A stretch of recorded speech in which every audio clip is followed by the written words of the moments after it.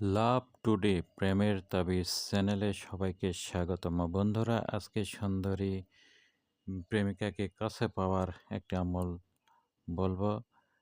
কাউকে প্রেমে পাগল করতে ইচ্ছা করলে রাতের বেলা 14 বার এই আয়াতটি পাঠ করবেন। ইউহিব্বুনাহুম কাহু বিল্লাহি ওয়াল্লাযিনা আমানু আশাদ্দু হুব্বান লিল্লাহি। এটি 14 বার পাঠ করে যে কোনো মিষ্টি অথবা ফলের উপরে ফুঁক দিয়ে খাওয়াবে। ইনশাল্লাহ সে সুন্দরী প্রেমিকা আপনার জন্য পাগল হবে। তবে কখনো এটি অন্যায় অসৎ উদ্দেশ্যে ব্যবহার করবেন না, নাজায়েজভাবে ব্যবহার করবেন না।